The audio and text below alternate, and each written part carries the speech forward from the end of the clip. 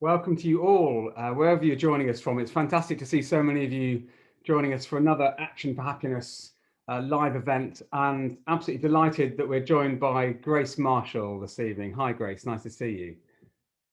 Hi, Marcus. I'm so pleased to be here. Well, thank you. I'm really excited to be sharing your exciting ideas with this big community. And as always, folks, this is going to be an interactive evening. Obviously, looking forward to sharing Grace's expertise as both an expert in productivity, but also particularly author of this great new book, Struggle, something I think we all are dealing with in our lives, and really keen to sort of explore that together. So Grace and I will be having a conversation. There'll be a couple of interactive things for you to get involved with. We'd love to hear from you on the chat as always, and it's lovely to hear you and see you all welcoming each other from all around the world already. Please do, as always, keep it kind and friendly and supportive in the chat.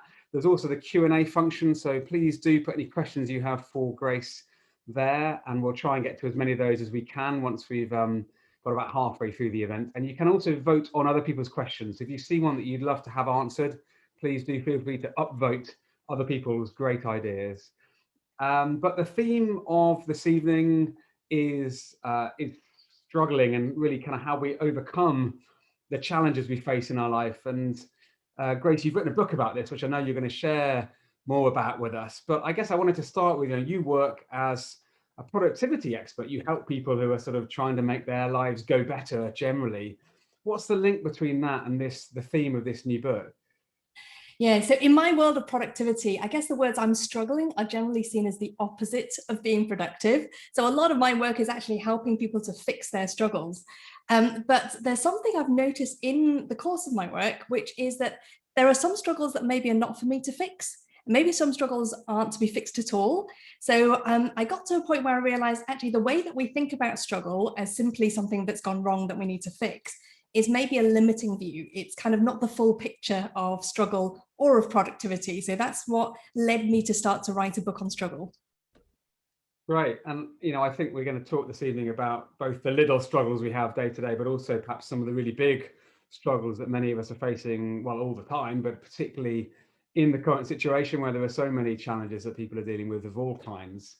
Maybe we could start with you sharing perhaps some of the main messages in the book, because I guess in some ways what I feel you're saying, having looked at the book, is that we don't necessarily we're not very willing to accept that struggle exists sometimes. Perhaps maybe you want to start by sharing some of the main themes that you've come across in your work.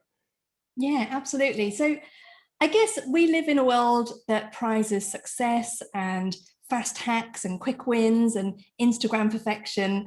And as a result, struggle has kind of become a taboo. So it's the one thing that we all have, we all experience it, it's really universal. And yet it's also the one thing we very rarely talk about.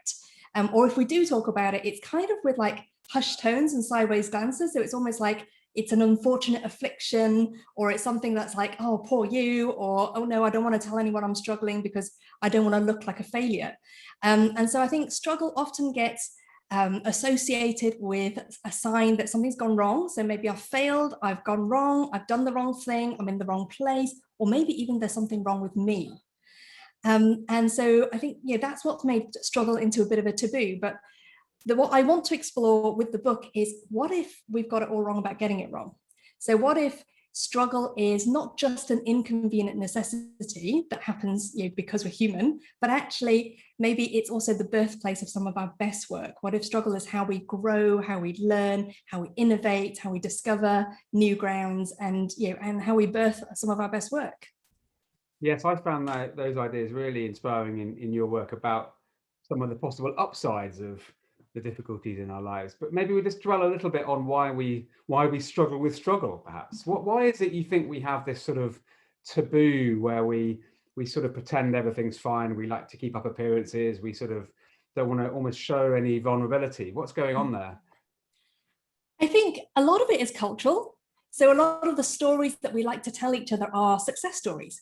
Even the stories about overcoming struggle or adversity is an overcoming story. It's like, I've reached the point of success, so now I can tell you about the dips along the way. So, so I think that sets the scene to make it difficult, to make it dangerous almost, to start to talk about the struggle when we're in the middle of it.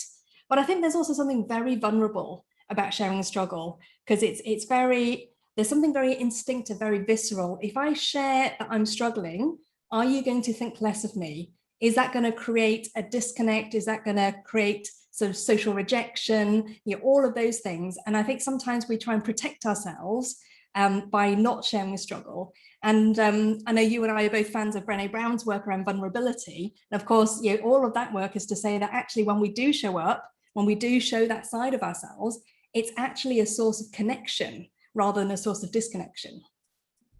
Well, why don't we lean into that right now and do a bit of connecting as a community on that?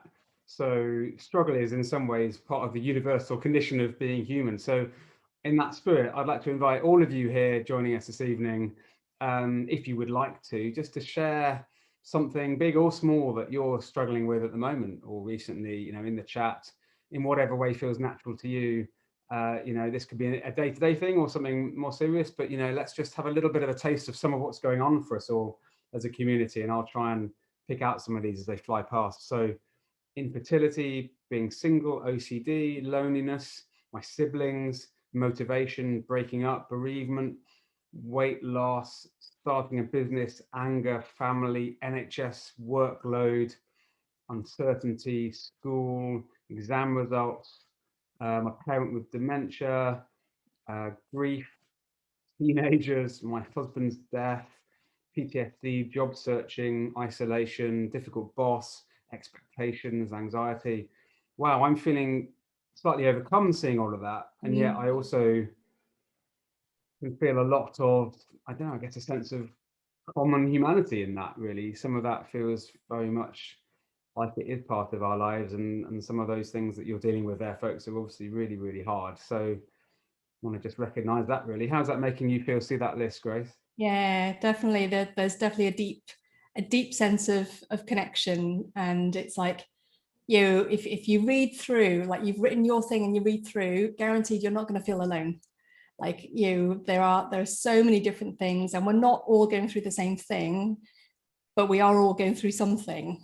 And I think there's something very, I kind of want to say sacred about recognizing that. Recognizing that that's part of the human tapestry, it's part of life. It is bloody hard, but we're not in it alone.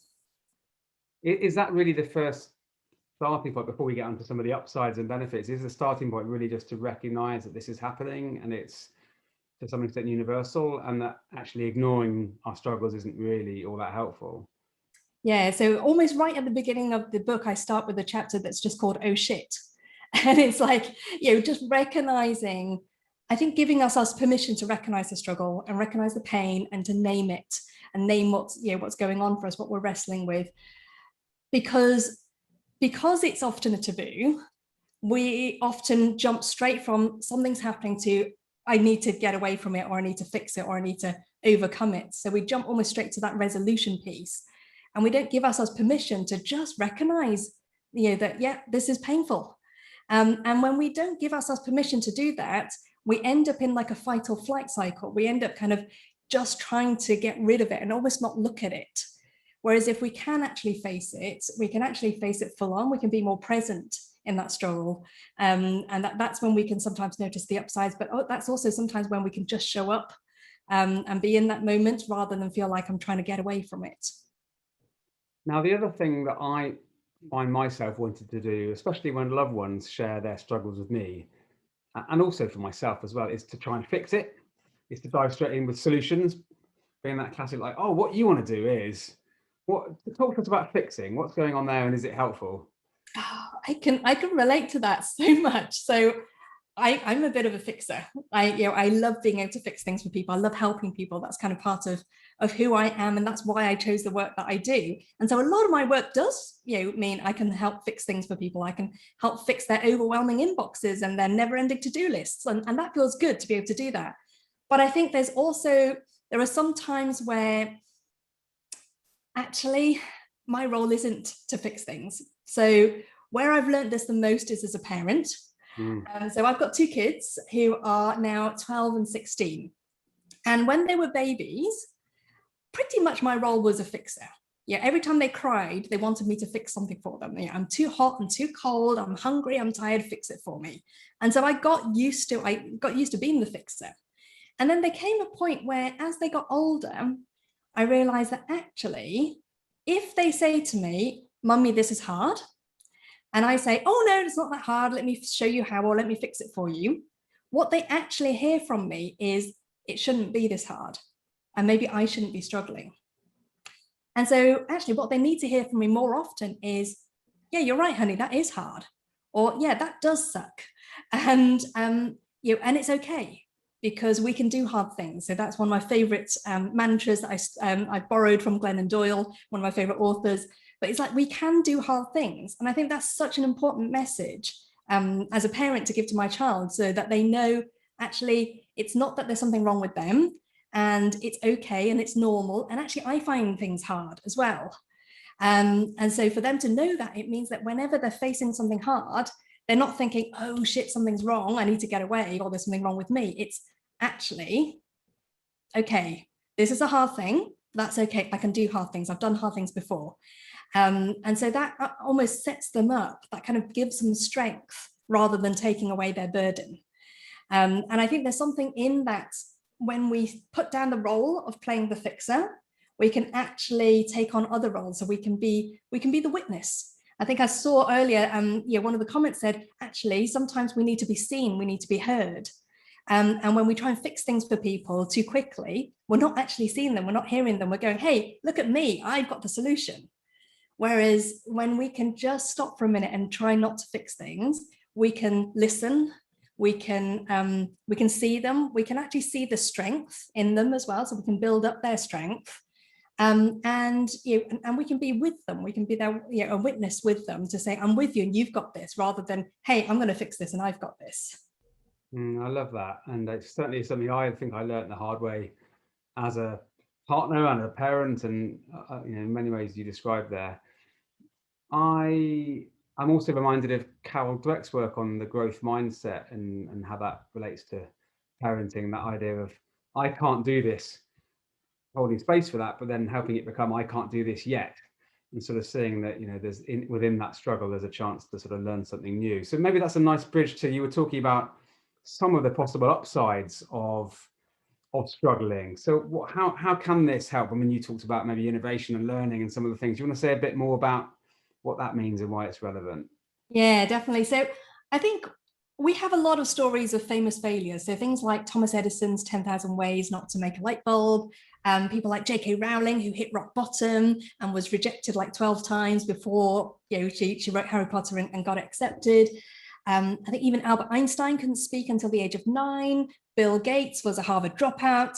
And we often look at these stories as a lesson of tenacity and persistence. So it's almost like they made a lot of wrong turns before they finally got the right thing.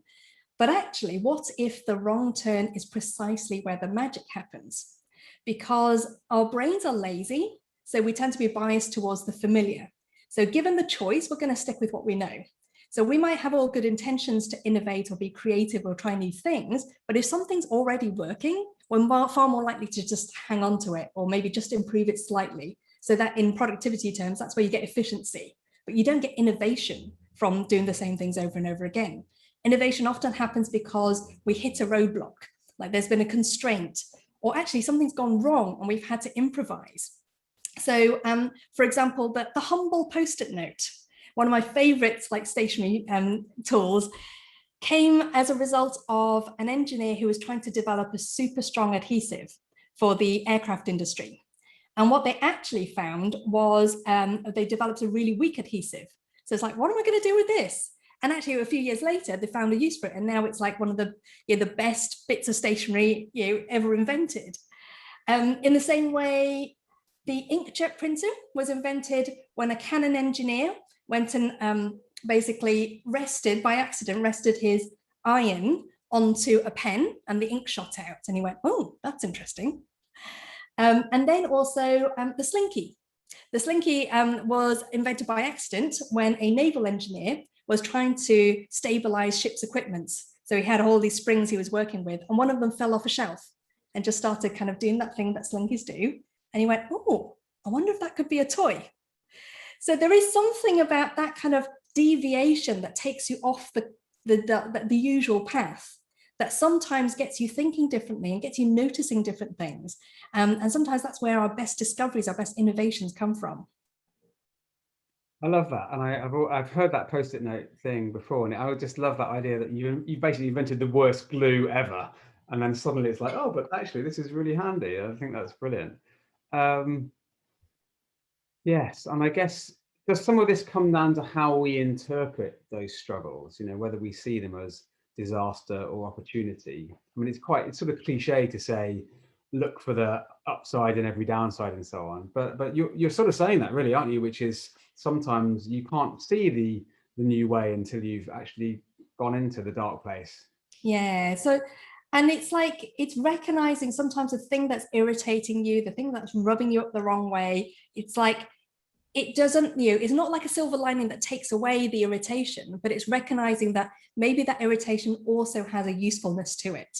So one of my friends, I call her my chemist friend in the book, but she actually corrected me and said she's a pharmacist, and apparently that's different from being a chemist. But anyway, she reminded me that a catalyst is essentially an irritant.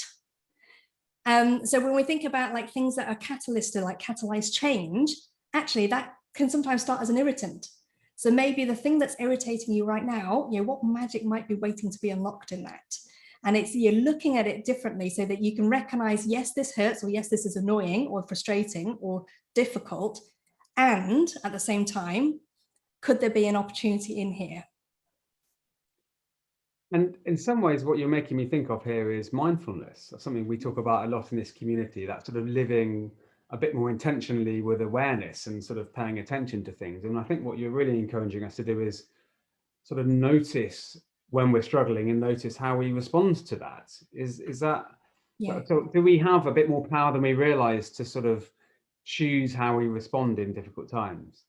Yeah, so I think it's helpful to recognize what our instinctive response is with struggle. So our instinctive response tends to be that fight or flight. It's a fear response, and it's really natural because it's like something might be threatening me here, something might have gone wrong. So our fight and flight instinct kicks in to try and protect us. But the problem with the fight and flight instinct is it tends to narrow our vision. So it gives us tunnel vision. It's like, if there is a bear running at me, I need to figure out, do I fight this bear or do I run away from it? Those are my options. I don't want to look at the trees or how pretty that bush is or anything like that. I don't even want to look at whether there's food around. I just want to go fight or flight. But the problem is, in a lot of the things that we struggle with, what we need is our ability to think clearly, or our ability to think creatively, or our ability to engage with people compassionately, diplomatically. All of those things require the other part of our brain, so our human brain rather than our lizard brain, as I would put it.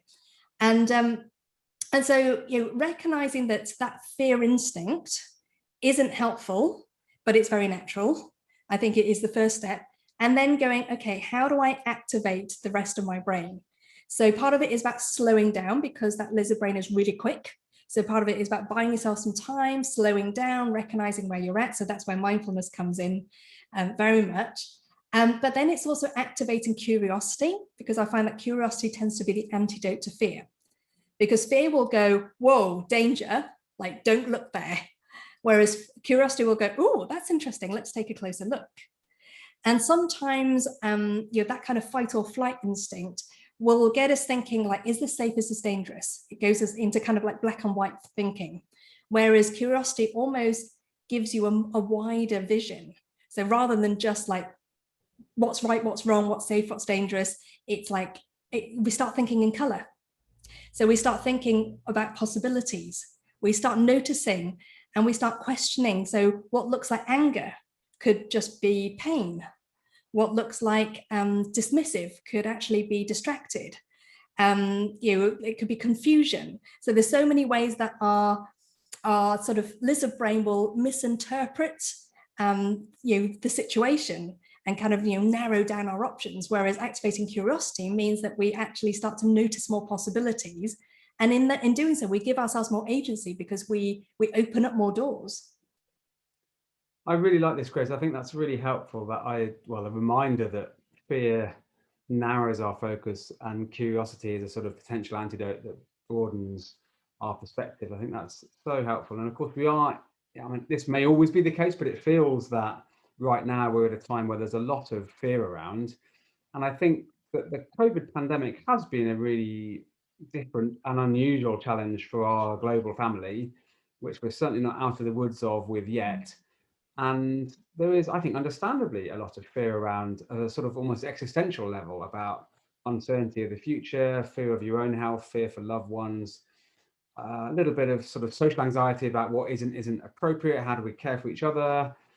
So a lot of that fear is really understandable. But I guess building on what you've just said, I've sensed a curiosity in myself and others around what do we want to change? What is it that we want to, that matters to us, that we want to keep from the pre-pandemic life, but also what has it taught us about what really matters? I found a lot more focus on relationships and a lot less focus on shopping. Yeah. It's one thing I've seen, for example, which probably is a really good thing for humanity. But could I maybe just ask you to reflect on perhaps some of these bigger issues and bigger causes of fear, which, you know, it's absolutely right that you would have a fear response to the potential loss of life or loss of a loved one. It's entirely natural. How does what you're saying relate to the big struggles in life? Yeah, so I think it's recognizing that maybe we go back to that fixer mentality.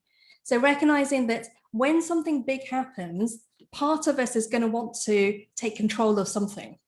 And so if it's a pandemic, a lot of us, I think, first of all, felt really out of control. It's like, you know, if I don't work in government, if I'm not, you know, the boss of my own company, I don't, you know, even if I am the boss of my own company, there's still a lot that I don't, you know, have control over. So there's that sense of loss of control. And there's something really interesting that happens when we feel that, is that we tend to want to grasp for control. So that's why we had the toilet roll, you know, the run on toilet roll. So the fact that lots of people went out and bought toilet roll, even though it wasn't it wasn't a stomach bug virus. It's not like, oh, actually, if I catch COVID, I'm going to need more toilet roll. But it was the one thing that it felt like, how, do you know what, I have no influence, no control over what the governments decide, what my employer decides, what my kids' school decides, but I can bloody well make sure we don't run out of toilet roll. And so that's the thing we grab to. And it's like, you're recognizing, okay, so if I have an instinct to grab for control, then notice like, what's my toilet roll moment? So if it was not toilet roll for me, what else could it be? And then, you know, to recognize, okay, so what is it that I actually want here? And sometimes the thing that we want and the reaction that we have actually go against each other. So, for example, you know, I think a lot of us felt fearful, and what we were really fearing, you know, for a lot of us, was that sense of disconnection. So it's like, you know, what if I can't see my family and I can't see my friends and I can't travel and things like that? And what I noticed in the pandemic was there was also a lot of arguing, you know, and there still is. There's a lot of arguing, and it's almost like our instinctive reaction is actively taking away the thing that we actually want, which is that sense of being grounded, knowing where we're up to, that sense of safety, that sense of connection. So I think there's something about recognizing the fear, but then not letting it rule us, and then making a conscious choice to go, okay, so what is it I actually want more of, and to lean into that. And we saw a lot of that, didn't we? You know, and I think we're still seeing that with the pandemic. We saw a lot of people finding creative new ways to connect with each other, people recognizing the importance of connection. You know, a lot of the workshops I've been running within organizations, people have said, you know what, I've gotten to know my colleagues so much better in the pandemic, because I've been able to see into their living rooms. I can see their kids and their pets, and you know, and we're having great discussions about mental health and how are people coping. So we're really embracing a lot more of like being human and not superhero. Yes, I've loved that humanizing and seeing people take off their professional hats and be fathers in their own homes and friends, and a bit more, yeah, it's just their whole selves in some way. And you said a lovely phrase to me when we spoke the other day, which was finding the treasure. And maybe what you've just been describing here is that in amongst all the mess of COVID and the loss and the grief and the suffering, let's be honest, it's not been easy. there have been some treasures, and I think that's probably always the case, that amongst the chaos and difficulties in life, there are little gems you can pick out. Do you want to say a bit more? I was really struck by that use of the word treasure. Yeah, so one of the things I talk about in the book is how where we keep our treasure is not where we find it. So where we tend to keep our treasure is, it's in a museum with great lighting and it's all cleaned up and it's all shiny, and the air is good. Whereas actually where we find our treasure tends to be in the ground, in the dirt, in caves. And so when we recognize that, we can realize that actually some of the treasures in life actually come from our darker places. It comes from when we've had to dig deep, or when we've had to rely on other people and recognize that it's not just up to us, we're not on our own here. So recognizing that some of the things that we are really proud of in ourselves now actually come from those growth moments, those learning moments that were really shit at the time, but actually help us to kind of become who we are now. So recognizing that our treasure can be found in those shitty moments, as it were, helps us basically to home in.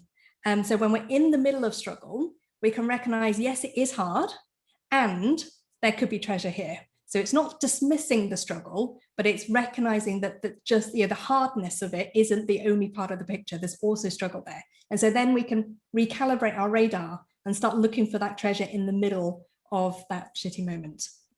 And I love how you used that word and really emphasized it. It reminded me of Dr. Maria Siwa, who's been another great friend of Action for Happiness and contributor to these events. And she talks about the power of the and, saying pretty much as you've just done, like, yes, this is hard, and I can see that there were some upsides as well as the suffering. And maybe we could just pause again to do something interactive with the community again. I mean, we saw earlier on how much that people are struggling with, and again, very grateful to everyone who shared what's going on for them at the moment.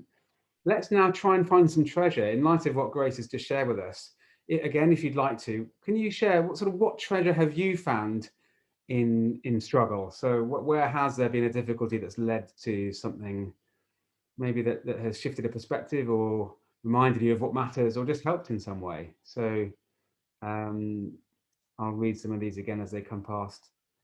Learning about myself, realizing it's okay to say no, self-love, friendship, yoga, finding my faith, loving my inner child, stop trying to be a perfectionist, discovering strength I didn't know I had, connecting, boundaries, great friendships, perseverance, technology, painting and drawing, learning to grow food, swimming, hugs, knowing my limits, qigong, rediscovering goals, meditating, napping, caring for myself as well as my family, creating closer bonds, love, meditation, gardening, stop trying to control everything.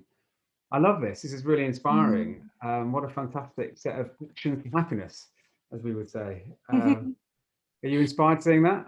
Oh, so much so. Yeah. I mean, it reminds me of my where I am now, work-wise, came from my midlife crisis in my mid-20s. I had a very early career crisis, but if I hadn't have had that, I wouldn't be doing the work I'm doing now.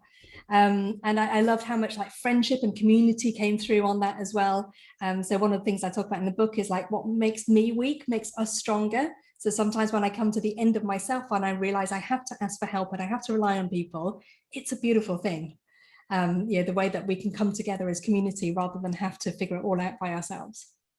Well, that's a lovely connection again to the last thing I wanted to ask you before we come to Q&A. We've got some great questions from the audience, so please do add more if you'd like to bring up your own question. But what struck me, building on what you've just said, Grace, is about a big value in this community is helping others. That's part of the Action for Happiness mission. It's not just about my own happiness, it's about bringing that to the people we care about. So we may be struggling, but what about the people around us who we care about, who are struggling, the loved ones, the colleagues, the friends? We talked a little bit earlier about fixing may not be the answer. So what can we do to support the people around us when they're struggling? I think what we can do is normalize struggle. I think one of the first things we can do is actually learn to have conversations about struggle, and not conversations that are just about what's your problem, how can I help you fix it, or even what's your problem, how are you going to fix it. Those conversations can be helpful, but they're not the only conversations that we can have.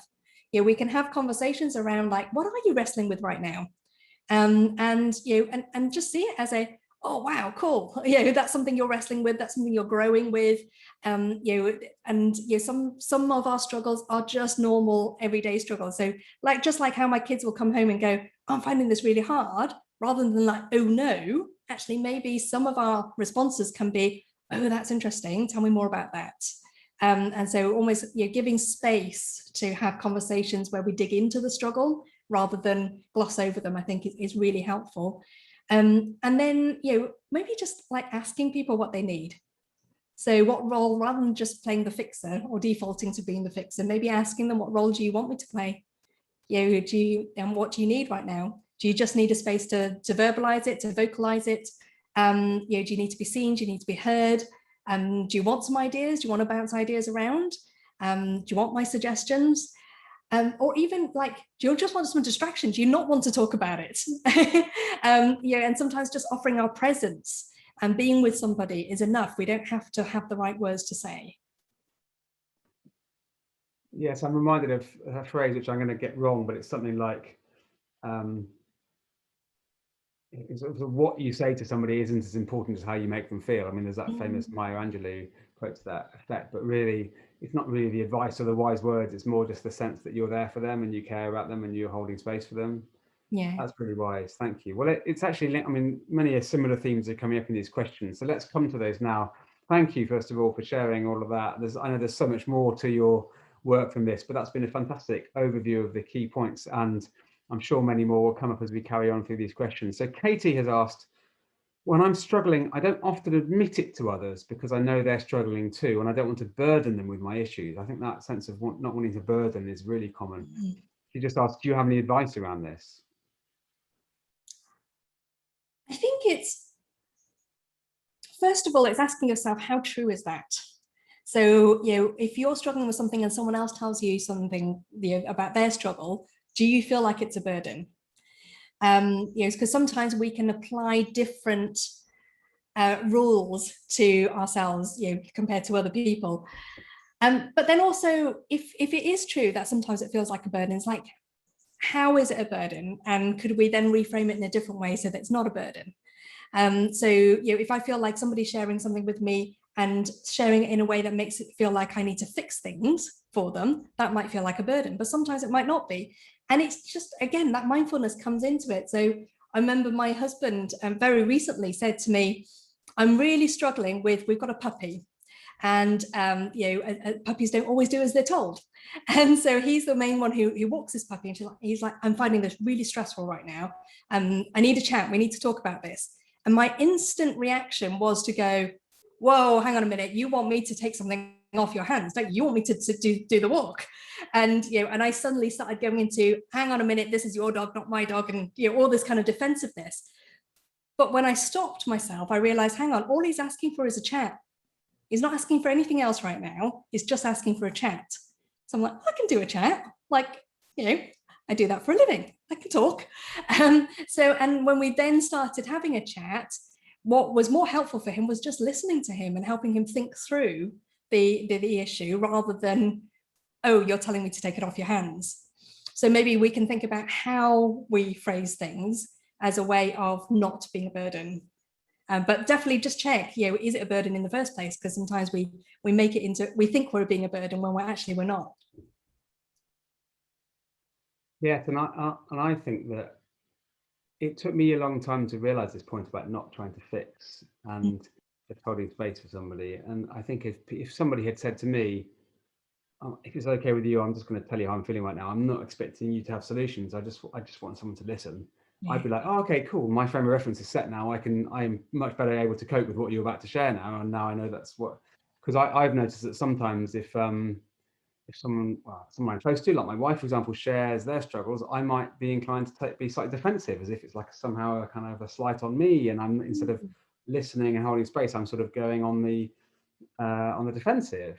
And another thing I've noticed we do with these is we sort of almost have like burden or struggle competitions. So like my wife might come home and say like, oh, I've had a really busy day, I'm exhausted. And I'd be like, oh, I've had an even more busy day. I've had all, and it's like, what we sort of begin by meaning it to be sort of a sense of empathy and connection actually becomes, I haven't heard what you're saying. I'm now trying to sort of sort of trump your struggle with my bigger struggle, and that isn't helpful, I feel. So it's again taken me a while just to realize that just hear what someone's going through for them. They don't need you to share the fact that you've been through the same thing too. Yeah. It's there's actually a book that's on my reading list. I haven't read it yet, but it was about listening, and I read an article about it, and they talked about the fact that there are default listening positions, and two of them are fixer and identifier. So like, oh yeah, me too. I was like, oh no, I have both of those. But recognizing those are not the only ways to listen is really helpful, because it's like, yeah, I can listen in different ways. I can have different modes of listening. So like you say, if it's just about holding space, or even just about recognizing and honoring, so not getting into that competition war and that comparison thing of going, oh yeah, me too, I'm struggling too, but almost going, I hear you. Yeah, that does sound hard. And I think that's that's definitely something we can all do for each other. I love that phrase, I hear you. I think it's a thing that we all want to hear from someone else, actually. I don't think I say it enough, so thank you. It's a nice reminder. Next question is, sometimes when you tell friends and family that you're struggling, they don't know how to handle it or how to respond.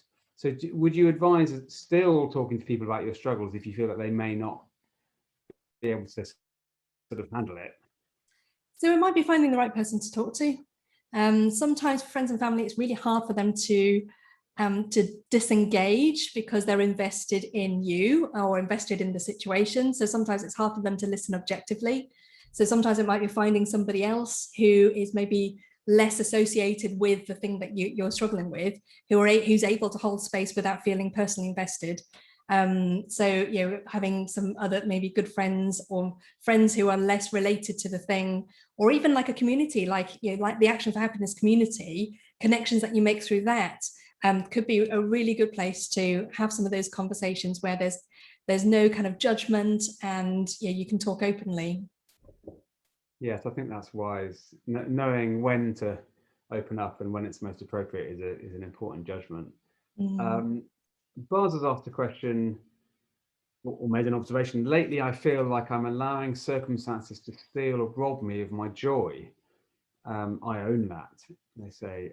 Question, what applicable tips would you recommend to help with sort of keeping a focus on positivity? So, if you feel like you're losing that sense of joy, is there a way of regaining it, even if you're facing some tough times? Yeah, so this might be a good point to share what I call the 3 shits model that I have in my book. So it's and the reason why I keep saying shit is because the subtitle of the book is The Surprising Truth, Beauty and Opportunity Hidden in Life's Shittier Moments.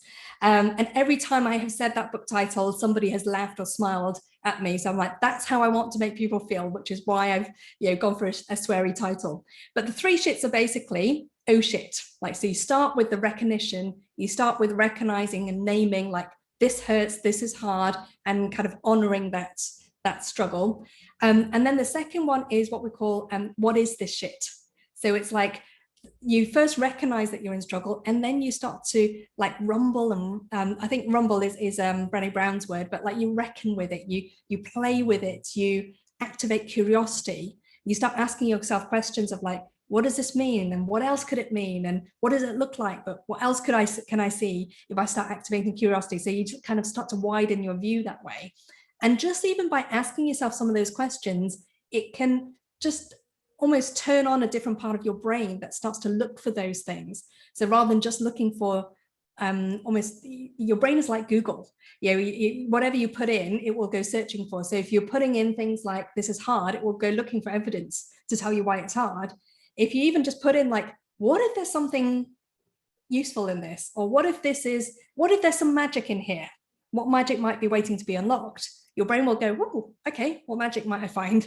And sometimes that's how you find the little bits of joy or the interesting ideas or whatever it is that you want to kind of build on.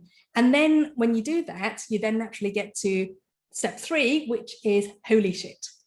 So this is the revelation, the kind of the treasure, the thing that you discover, and like, oh, that's the thing. And, that's the truth or the beauty or the opportunity that's hidden in life's shittier moment, or in this shittier moment. So, maybe that's a practical thing you can do, is almost take yourself through those 3 steps. What's my oh shit moment right now? and then ask you, what is this shit? And then like, what could that holy shit be? Thank you. I'm really glad you shared that model, and it does bring a smile to my face, and I can see that it's making people smile on the chat too. And I think that sort of awakening of the third point there, the sort of holy shit kind of, it feels a little bit like some of what I've seen in response to this crazy period we've had with the pandemic of like, as I said, like an awakening of like, we've had our priorities wrong, and this is a chance to reset. And I'm not convinced we'll necessarily do that in exactly the way that I think will be best for humanity, but I think there is a big sort of aha moment there, which is one way of responding to a difficult situation. But I want to come back now to something you said right at the start about the stories we see about success and recovery and so on. And Nora has asked a question, well, she's made a point that films and TV and other media are very influential, but most of the time the narrative is about sort of success stories. So how are we normal people going to feel happy in our normal lives when we're not standing on stages, or we don't live in a lovely house? I think this comes down to defining success on your own terms. So recognizing, yeah, what does success look like for me? What does beauty look like for me? What is something that's precious? Like, what is my treasure? I get to choose what I decide is treasure, and it doesn't, it's not up to somebody else to decide what counts as treasure and what's not treasure. So I get to choose. And so it might be recognizing, actually, success for me isn't standing on a stage. It's whatever it is for you. It's being really present with my kids right now. And so I think we can then find some of those like really poignant moments in everyday life. I had those like in conversations with my kids. I've had that in like just like a really honest conversation with a friend. It was like a surprise conversation. So I wasn't expecting that at all. But I feel like I came away from that feeling like, okay, we had a really good conversation there, and I felt like we're really connected. And that for me is really important. So that is like an on-stage moment for me. That's like a, I'm going to have that as one of my success stories. So if to take the movie analogy, if you were to write your own film, what would be the moments of your life that you would have that, that kind of theme tune playing, the music cranks up and you get all emotional, and what would be those highlight moments? And like, we get to decide what we put the spotlight on and what we value, and what kind of theme tune we put to that as well. Yeah, well said. Nicole has asked, well, she said, I love being here tonight. Thanks, Nicole. That's nice to hear. Can you share some of your own daily routine that you do in order to have this sort of positive mindset that you've been sharing with us this evening? So what helps you personally, Grace? Oh, gosh. So the weird thing about me working in productivity is I'm naturally disorganized. So whenever someone asks, what's your daily routine? I think, oh no, they think I work in productivity. I'm going to give them this like, really set structured thing. And I don't really have like a massive routine. But I guess some of the habits, some of the rhythms that I have include things like reflection. So, making sure I've got time to reflect, to review things, because we can be so forward facing that we often just look at like what's not done yet. And so one of the things I do is like a weekly review. It's part of my sort of productivity ninja practice. And part of that is I write myself some ta-das. So here are the things I've done, ta-da, that I'm proud of. I write some ahas, which are like here's my reflection moments. They are what I've noticed in this week. My standout moments, what am I grateful for? What do I want to put the spotlight on? And then, you just maybe ask myself some questions about looking forward and how I want to show up. So I guess that's one of the very practical things that I do as part of my rhythm. The other thing I do is that I'm learning to do more and more, it's been a journey, is to build in recovery and margin into my schedule. And it's recognizing that like anything we go through, whether it's stressful traumatically, or whether it's like something really good and really intense, we're going to need some recovery afterwards. Like our system needs time to rest and to recover. So recently I did my very first gig in shoes, since we've gone virtual. So I went to Manchester, I was in a studio, I was being filmed, and it was a really intense moment, and it was amazing. There was a deep connection there. But like I needed recovery time afterwards. The next day I was good for nothing. And I call this like the intensity hangover. And so I think there's something about intentionally building in rest and recovery and having space in our life to either notice the curveballs when they hit and give ourselves time to kind of center ourselves and be mindful and all of that stuff, and to recognize and give space for the work, but also building in recovery generally to know that we need to rest before we can then go on to the next thing.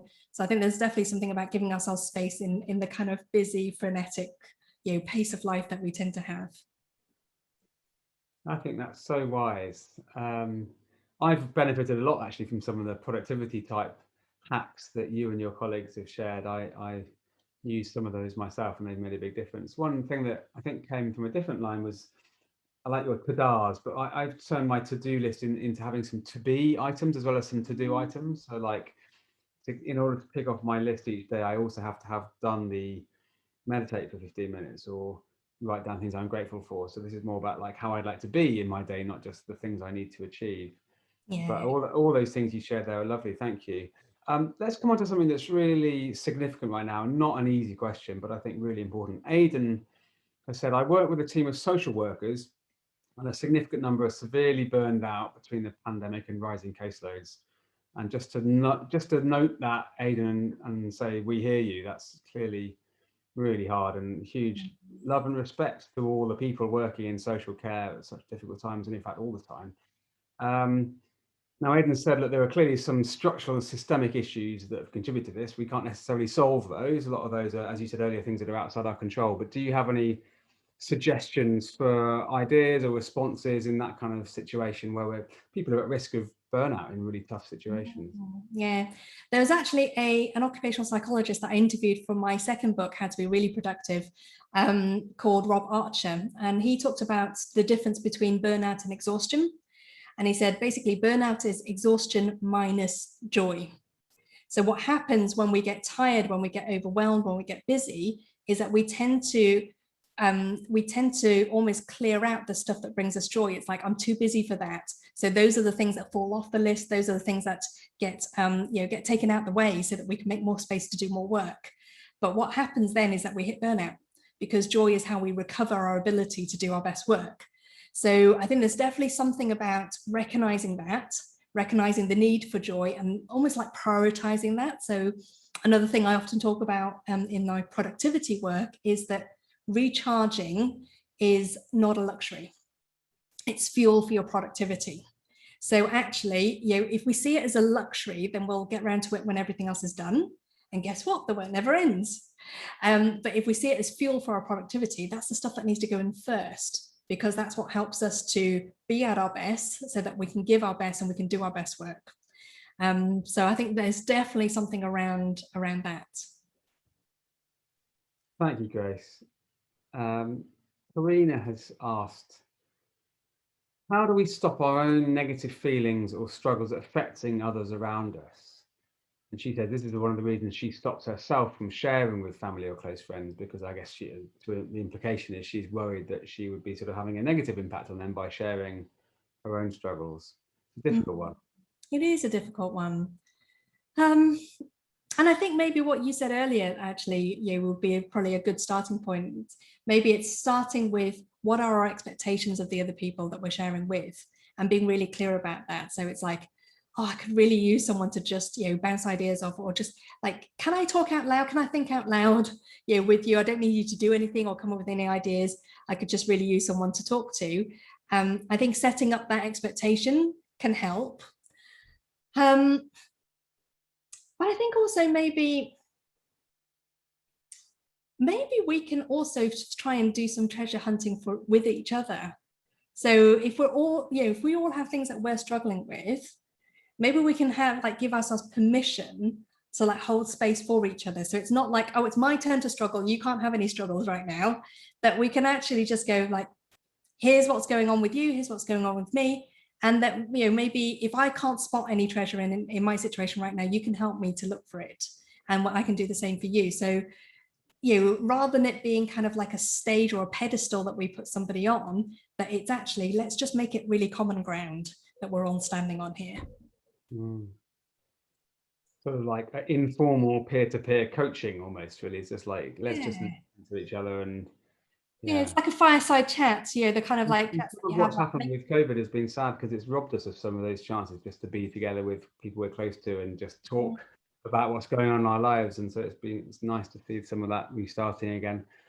There's two questions here which have struck me because they both relate to education and children. You talked about your own perspective as a parent, but I think these are linked. So Beth has first of all said, do you think the education system enhances our fear of struggle and failure? Is that sort of somehow wired in from the way we do schooling at the moment? And then Suzanne's asked, or made the observation that learning to work through struggles is a skill. So we should teach this to children. And a bit like you were saying about your own parenting, overcoming difficulties as a child will provide us with tools to use for a lifetime. So say a bit about our current school system and also maybe how we could and should be doing things differently. Yeah, so it's really interesting that me and my husband have very different experiences of school. So I was the straight A student. I sailed through school, not so much socially. I had a lot of struggle socially, but like academically, I was fine. But actually, it was later on in life when I hit those kind of struggle moments. I was like, what do I do with this? I've not been here before. I don't know how to do this. Whereas my husband was dyslexic, and at the time, the school district that he was in didn't recognize dyslexia. So he struggled every single day. So he was actually really like familiar with failure. And so, whenever he hits like something he couldn't do or something that was a failure, it didn't floor him. He was very much like, well, yeah, of course that's going to happen.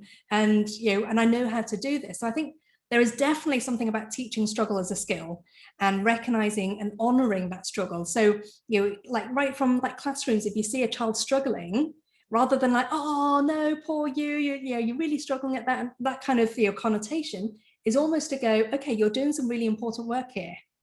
This is good, and I'm with you, and you can do this. So almost building them up rather than adding like a level of shame or judgment onto them.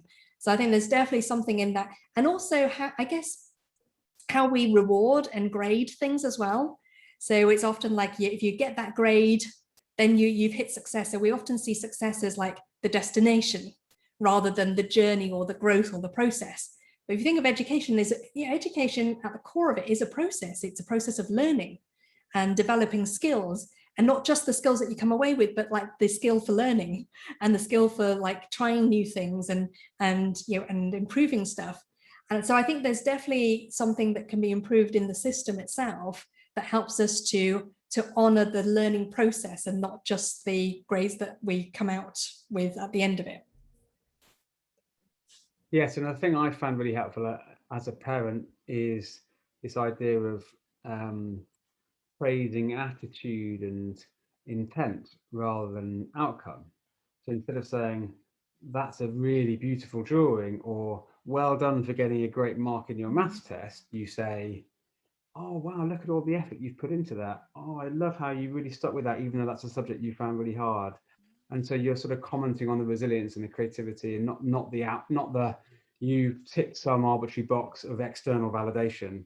Yeah. And it's really hard because your instinct as a parent is to go, what a beautiful drawing. Wow, you got a great score. But actually, it isn't really building in some of those lifelong sort of struggle overcoming skills.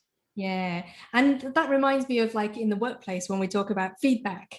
Sometimes like great job, it's like it's nice to get that, but actually what's more useful is like, I love the way you did this.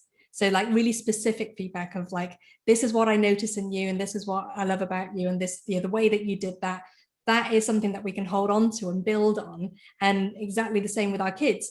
So quite often, and quite often with kids we'll go, oh, they're really sensitive, and we'll like kind of focus on the things that they're not. Or I remember, and we do see this in education, like a lot of teachers like really get this. I remember my son's year 5 teacher in primary school. His like parents' evening that time was an absolute joy, because he absolutely focused on like, here's the stuff. He's really thoughtful. He loves to spend his time and really get to grips with something, and then he comes out of his shell and he's got it. He could have put it a completely different way. He could have said, yeah, he takes a bit too long. Sometimes he needs to speed up a bit. But what he did was actually just recognize, like, here are the natural gifts. Here's how you're built. And and let's honor that. And yes, sometimes that will create difficulties in certain situations which we can like learn to work with and work around.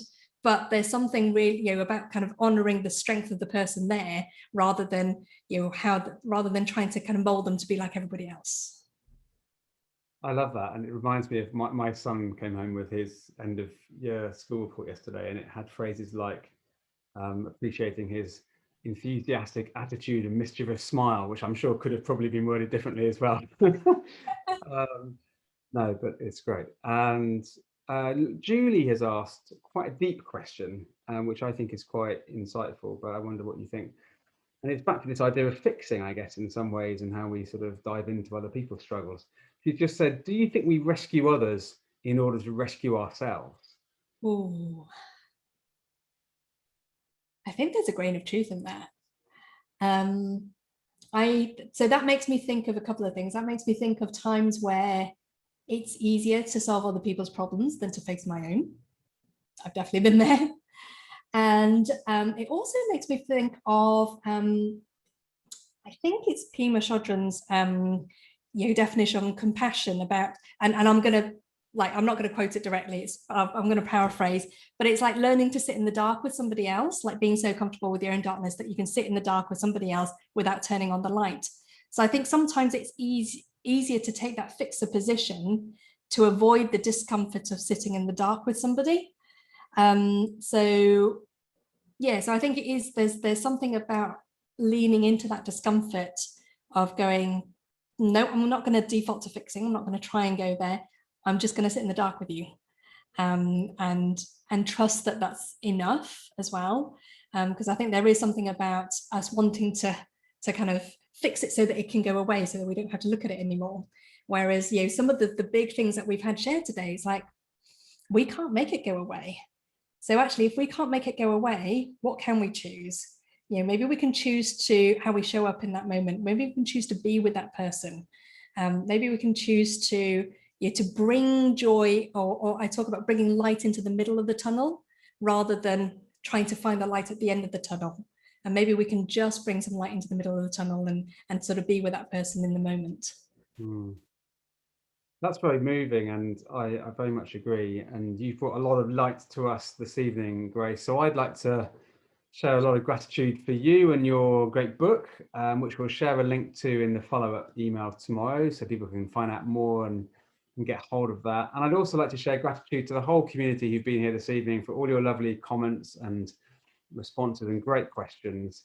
And for all of those who made a donation to come to the event this evening, it's hugely appreciated. It supports our charity and helps us carry on the work that means that we've had over 165,000 people join live events like this during lockdown, and our volunteers who are running community groups and activities all around the country and all around the world. So thank you everyone for being part of this community.